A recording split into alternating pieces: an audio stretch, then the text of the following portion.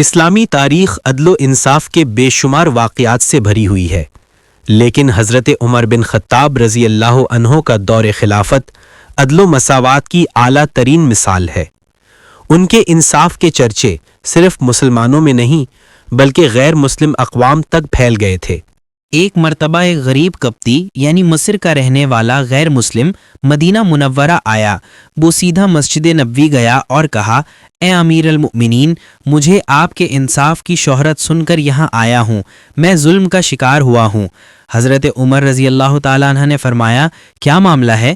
قبطی نے کہا کہ میں مصر کا رہنے والا ہوں، وہاں گورنر حضرت عمرو بن العاص کا بیٹا گھڑ دوڑ میں شریک تھا۔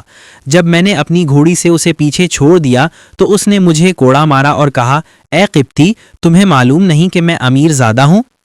حضرت عمر رضی اللہ تعالیٰ عنہ یہ سن کر فوراً غصے میں آ گئے، مگر عدل و قانون کے مطابق انہوں نے تحقیق کا حکم دیا۔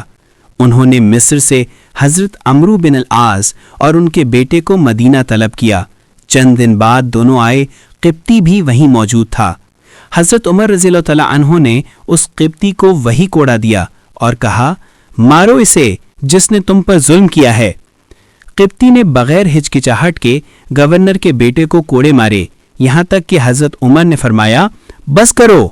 پھر حضرت عمر رضی اللہ تعالیٰ عنہ نے حضرت عمرو بن العاص کی طرف دیکھ کر فرمایا، اے عمر، تم نے لوگوں کو کب سے غلام بنا لیا، حالانکہ ان کی ماؤں نے انہیں آزاد جنا تھا۔ یہ جملہ تاریخ کے سنہرے اوراق میں ہمیشہ کے لیے ثبت ہو گیا۔ حضرت عمر رضی اللہ تعالیٰ عنہ کا یہ عدل ایسا تھا جس کی مثال دنیا کی کسی اور سلطنت میں نہیں ملتی۔ اس واقعے نے اسلامی حکومت کے اس اصول کو زندہ کر دیا جس میں کسی کو اس کے مرتبے یا دولت کی وجہ سے دوسروں پر فوقیت نہیں دی جاتی۔ اس عدل کے اثرات یہ تھے کہ غیر مسلم بھی اسلامی حکومت میں خود کو محفوظ سمجھتے تھے۔ اسی انصاف کی بنیاد پر اسلام تیزی سے پھیلا، کیونکہ لوگ جان گئے کہ یہ دین صرف عبادات کا نہیں بلکہ انسانی حقوق اور برابری کا دین ہے۔ حضرت عمر رضی اللہ عنہ راتوں کو مدینہ کی گلیوں میں گشت کرتے، بھوکے لوگوں کے گھروں تک آٹا اور پانی پہنچاتے اور خود پیٹ پر پتھر باندھ کر امت کے دکھ بانٹتے۔ یہی وہ جذبہ تھا جس نے اسلام کو ایک مضبوط معاشرتی نظام کی صورت میں دنیا کے سامنے پیش کیا۔